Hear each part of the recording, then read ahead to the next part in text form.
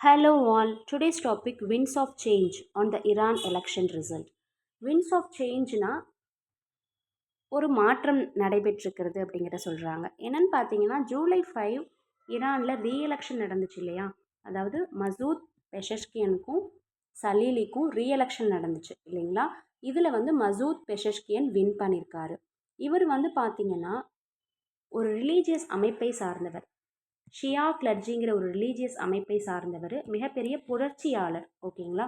So ஒரு புரட்சியாளர் ஈரானுக்கு முதலாக ஆட்சிக்கு வராரு. இது ஒரு மிகப்பெரிய மாற்றம். ஒய் பிகாஸ் முன்னாடி இருந்த கட்சிகளில் மாற்றத்தை விரும்பாத பழமைவாதிகள் தான் வந்து ஆட்சி செய்ததாக சொல்லப்படுது. ஸோ இப்படி ஒரு புரட்சியாளர் புதுமை விரும்பி வந்து ஈரானில் ஆட்சி புரிகிறது வந்து ஒரு மிகப்பெரிய ஒரு மாற்றமாக பார்க்கப்படுது. இந்த ஷியா கிளர்ஜிங்கிறது என்னன்னு பார்த்தீங்கன்னா, ஷியாங்கிறது ஒரு முஸ்லீம் அமைப்பு. இது செகண்ட் லார்ஜஸ்ட் பிரான்ச். ஓகேங்களா? இஸ்லாம்லேயே வந்து செகண்ட் லார்ஜஸ்ட் பிரான்ச்சாக இந்த ஷியாங்கிறது இருக்குது. கிளர்ஜினா என்னன்னு பார்த்தீங்கன்னா, ஒரு ரிலீஜியனுக்கு உள்ளேயே ஒரு ஃபார்மல் லீடர் சூஸ் பண்ணிக்கிறாங்க இல்லையா? அதுதான் கிளர்ஜி. ஓகேங்களா? ஸோ ஒரு ரிலீஜியஸ் அமைப்புக்குள்ளே தேர்ந்தெடுக்கப்பட்ட ஃபார்மல் லீடர்ஸ் தான் கிளர்ஜின்னு சொல்லுவோம். ஸோ இந்த அமைப்பை சார்ந்தவர் தான் இந்த பெஷஷ்கியன். ஸோ இந்த அமைப்பு தான் மோரோவர் வந்து ஈரானை இனி வந்து வழி நடத்தும், ஆட்சி புரியும் அப்படிங்கிறதையும் சொல்லியிருக்காங்க. ஓகே, செகண்ட் டாபிக் என்ன பேசியிருக்காங்கன்னா, old traditions new ties on the importance of the India Russia partnership. So வந்து பார்த்திங்கன்னா மோடிஜி வந்து தேர்ட் டேர்ம் ஆட்சிக்கு வந்த உடனே பைலேட்ரல் டைஸில் ஃபர்ஸ்ட் அவர் சூஸ் பண்ண கண்ட்ரி, விசிட் பண்ண போகிற கண்ட்ரி வந்து ரஷ்யா தான். ஓகேங்களா? ஸோ இதனிடையே நம்மளோட இந்தியாவுக்கும் ரஷ்யாவுக்குமான உறவு வந்து எவ்வளோ பெரிய முக்கியம் அப்படிங்கிறத நம்ம உணர்ந்துக்கலாம். ஸோ வந்து இதில் வந்து பார்த்திங்கன்னா ட்ரெடிஷன்ஸ் ஃபாலோ பண்ணாலும் புதிய டைஸ் வந்து இருக்கணும் அப்படிங்கிற நோக்கிலையும் பேசியிருக்காங்க. அதே மாதிரி இது 22nd ஆனுவல் சம்மிட் நமக்கும் ரஷ்யாவுக்கும். ஓகேங்களா?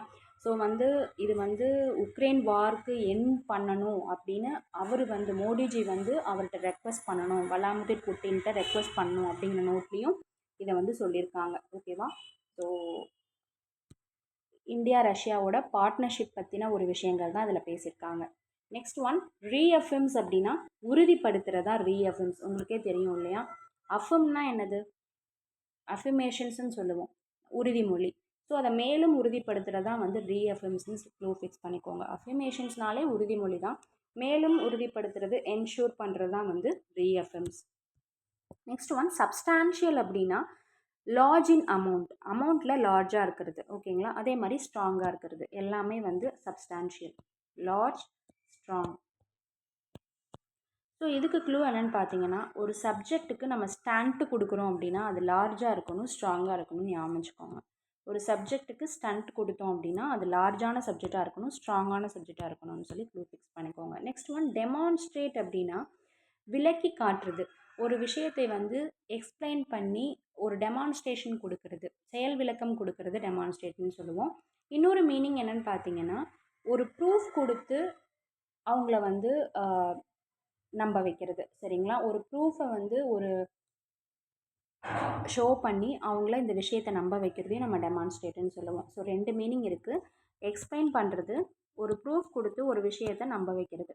ஓகேங்களா? ஷோயிங் எ ப்ரூஃப், அதை வந்து அந்த விஷயத்தை நம்ப வைக்கிறதையும் டெமான்ஸ்ட்ரேட்னு சொல்லுவோம். ஓகேவா? நெக்ஸ்ட் ஒன் என்டியூரிங் அப்படின்னா கண்டினியூ ஆகிறது தான் என்டியூரிங். சரிங்களா?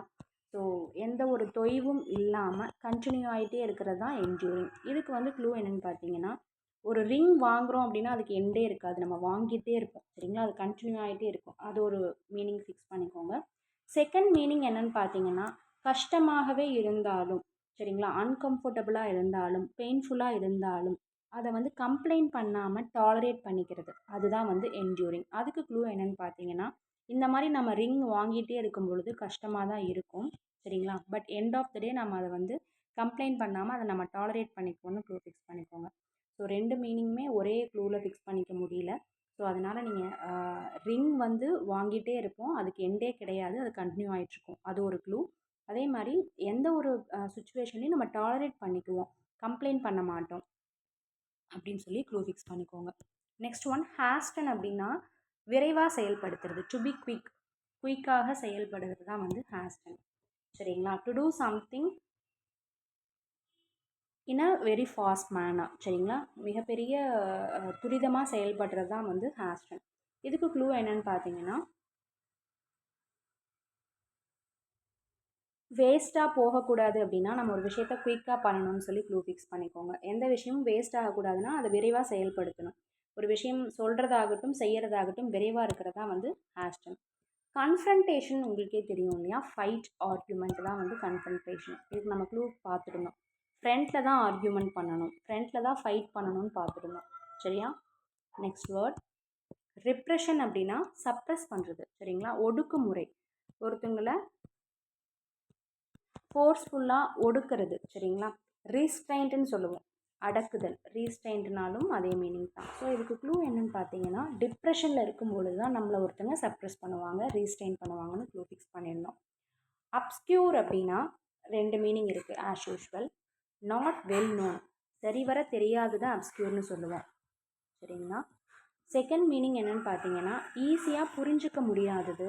Not easy to C, understand and C ரெண்டுமே வந்து பார்த்தீங்கன்னா அப்ஸ்க்யூர் தான். ஓகேவா? ஸோ இதுக்கு க்ளூ என்னென்னு பார்த்தீங்கன்னா, ஆப்வியஸாக க்யூர் ஆக முடியாத விஷயம் வந்து நாட் வெல் நோன், நன்றாக தெரியாத ஒரு விஷயம். மெடிக்கல்ஸில் ஆப்வியஸாகவே க்யூர் ஆகாதுன்னு சொல்லிட்டாங்க அப்படின்னா அது நன்றாக தெரியாத ஒரு விஷயம்னு க்ளூ ஃபிக்ஸ் பண்ணிக்கோங்க. அதை ஈஸியாக பார்க்கவும் முடியாது, புரிஞ்சுக்கவும் முடியாதுன்னு க்ளூ ஃபிக்ஸ் பண்ணிக்கோங்க. ஓகேங்களா? For example and obscure Spanish poet அப்படின்னா அவர் சரிவர தெரியாத ஒரு கவியாளர் அப்படிங்கிறது தான் இந்த இடத்துல சொல்கிறாங்க. So not well known, easy to C and understand எல்லாமே வந்து அப்ஸ்க்யூர். நெக்ஸ்ட் ஒன் என்டோஸ்ட் அப்படின்னா டிக்ளேர் பண்ணுறது, ஒரு சப்போர்ட்டை பப்ளிக்காக டிக்ளேர் பண்ணுறது. ஓகேங்களா? ஒரு டெசிஷன் ஆகட்டும் எதுவாகட்டும் அதை வந்து பப்ளிக்காக டிக்ளேர் பண்ணுறது தான் வந்து என்டோஸ்ட். உங்களுக்கு இது தெரியும்னு நினைக்கிறேன். செகண்ட் மீனிங் என்னென்னு பார்த்தீங்கன்னா, அன்அஃபிஷியலாக சொல்லணும் அப்படின்னா பிரிட்டனில் ஒரு டிரைவிங் லைசன்ஸில் வந்து பார்த்தீங்கன்னா இவங்க ஏதோ ஒரு தவறு இழைத்திருக்காங்க அப்படிங்கிறத ஒரு குறிப்பாக இது பண்ணியிருப்பாங்க.